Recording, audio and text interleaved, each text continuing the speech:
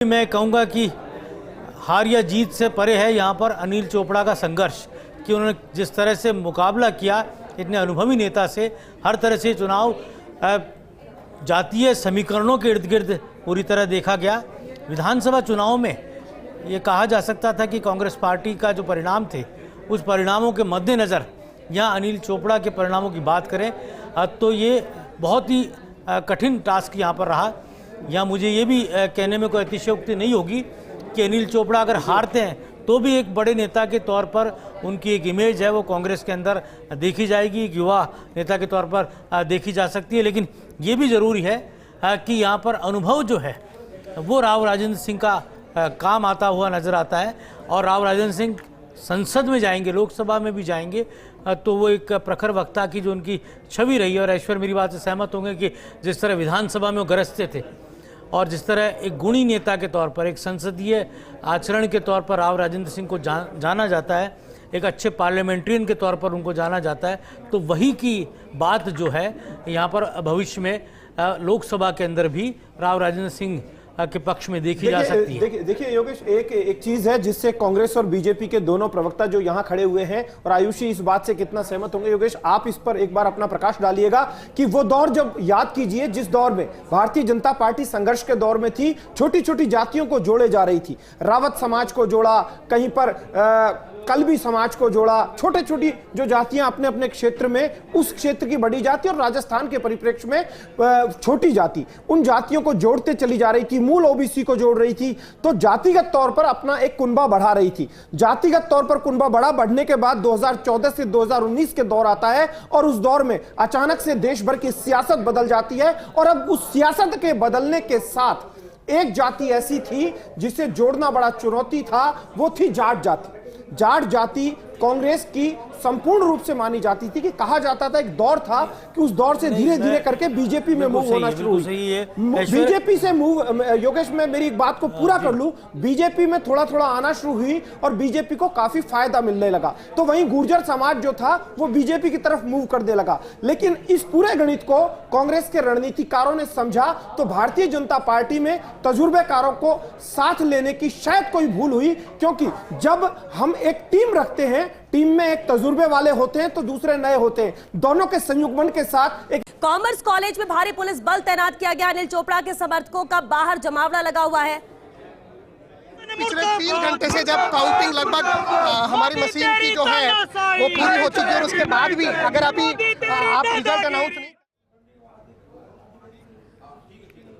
तो चुनाव परिणाम में देरी से धैर्य खो रहे कार्यकर्ता, लेकिन जब हार जीत यहाँ पर तय होती है, मार्जिन बहुत कम रहता है, लेकिन इसके बावजूद भी नाराजगी यहाँ पर देखने को मिलती है, क्योंकि सबसे ज्यादा अगर दिलचस्प सीट कोई आज बनी है मतगणना के दौरान तो वो जयपुर ग्रामीण ही थी। और लगातार किस तरह से आगे पीछे का खेल यहाँ पर जारी रहा। शुरुआती तौर में बड़ा अंतर जरूर यहाँ पर नजर आया था जब अनिल चोपड़ा आगे चल रहे थे, लेकिन आखिरी के राउंड में अचानक ही जब झोटवाड़ा से काउंटिंग यहाँ पर आगे बढ़ती है तो इसके बाद पलटता है पूरा मामला और राव राजेंद्र सिंह यहाँ पर आगे और बढ़त बनाए हुए। लगातार हमारे साथ मेहमान मौजूद है, चर्चा भी हम इस पर जारी रखेंगे, लेकिन इस बीच ये अहम तस्वीरें आप देख सकते हैं। जयपुर ग्रामीण लोकसभा सीट से कांग्रेस प्रत्याशी ने आपत्ति जताई है।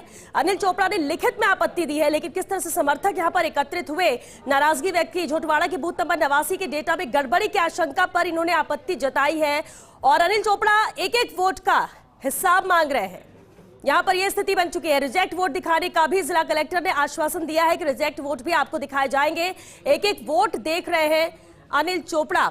योगेश जी, जैसी स्थिति यहां जयपुर ग्रामीण को लेकर बनी है, क्या आगे हो सकता है? क्योंकि एक कोशिश तो कर रहे हैं यहां पर जो निरस्त मत है उसे भी दिखाया जाए, जो उनकी शंका है उसे दूर करने की बात कही जा रही है, और समर्थक किस तरह से एकत्रित हुए तस्वीरें बयां कर रही है। देखिए, ऐसे में पीठासीन अधिकारी का निर्णय बहुत महत्वपूर्ण होता है। क्या रिटर्निंग अधिकारी तय करते हैं। अभी तक जीत बता दी गई है राव राजेंद्र सिंह की, तो ऐसे में वो आपत्ति जो अनिल चोपड़ा ने दी है, क्या रिकाउंटिंग की जाती है, और रिकाउंटिंग भी क्योंकि पर्टिकुलर जिस पर आपत्ति की है, जिस ईवीएम संख्या पर आपत्ति हुई है, उसी ईवीएम संख्या के आधार पर रिकाउंटिंग की जा सकती है। हालांकि इस बारे में पूरा चुनावी पेच फंसा हुआ रहता है। चुनाव आयोग इस बारे में क्या निर्णय करता है उसके आधार पर ये निर्णय लिया जाएगा। अंतर नज़दीकी है, लेकिन 1000 वोट से भी अधिक से जीत की बात राव राजेंद्र सिंह की है, और तो ऐसे में किस तरह की अनापत्ति यहाँ पर रहती है, मगर ये कहा जा सकता है बहुत ही रोचक मुकाबला जयपुर ग्रामीण की सीट पर देखने को मिला।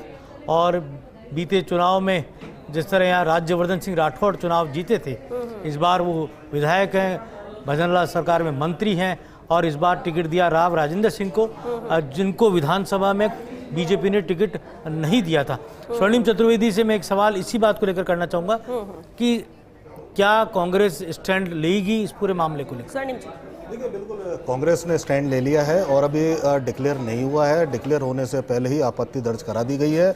हमारे प्रदेश अध्यक्ष वहाँ पे जाके आए हैं, उनके नेतृत्व में तमाम जो जयपुर ग्रामीण के विधायक हैं, जो हमारे विधायक और विधायक प्रत्याशी हैं, वो अभी कॉमर्स कॉलेज के बाहर हैं। तय बात है कि रिकाउंटिंग करवाई जाएगी। जिन बूथों पर आशंका है, जिन मतपत्रों की आशंका है, उनको दोबारा काउंट करवाया शंका जाएगा। क्या है, किस बात को लेकर कि कहाँ गड़बड़ी हुई? क्योंकि शुरुआती दौर से अनिल चोपड़ा आगे चल रहे थे, जीत को लेकर वो आश्वस्त, लेकिन इसके बाद अंतर यहाँ पर कम होता चला गया। अब ऐसे में किसी एक की तो जीत हार यहाँ पर तय थी, और जीत हार अगर अनिल चोपड़ा की भी होती तो भी वो बहुत कम अंतर से जीतते। ऐसे में स्वर्णिम जी, क्यों, किस बूथ को और कहाँ की, किस विधानसभा को लेकर ऐसे डाउट हो रहा है आप लोगों को, और अचानक से जब आखिरी वक्त पर यहाँ परिणाम आने लगे?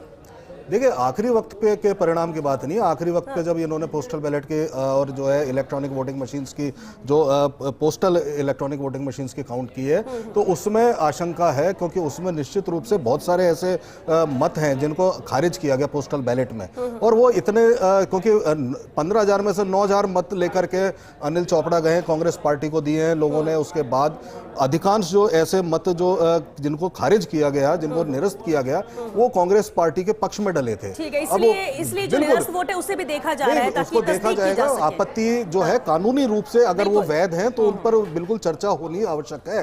मदन प्रजापति जी, जिस तरह से ये बेहद टक्कर यहाँ पर देखने को मिल रही थी इस सीट को लेकर, लेकिन इसके बाद जब अब जो स्थिति बनी है, किसी सीट पे ऐसी स्थिति नहीं बनी। देखिए, ये बराबर कांटे की टक्कर है। अब स्वर्णिम जी ने आपत्ति दर्ज कराई है, वहाँ जो चुनाव आयोग जो निर्णय लेगा और जो चुनाव अधिकारी वहाँ फैसला करेंगे, वो मान्य होंगे भारतीय जनता पार्टी को। तो हाँ, ये अलग बात है कि स्वर्णिम जी औरों के मन मुताबिक निर्णय नहीं आते हैं, तो उस टाइम पे चुनाव आयोग भी खराब हो जाते हैं। कोर्ट फैसला नहीं दे तो कोर्ट भी दोषी हो जाता है। ईवीएम को आज ये दोषारोपण नहीं करेंगे, क्योंकि वो आज कहीं भी ईवीएम का नाम स्वर्णिम जी से लेकर और राहुल गांधी तक, मल्लिकार्जुन खड़गे जी तक, किसी ने किसी तरीके से ईवीएम को दोष नहीं दिया।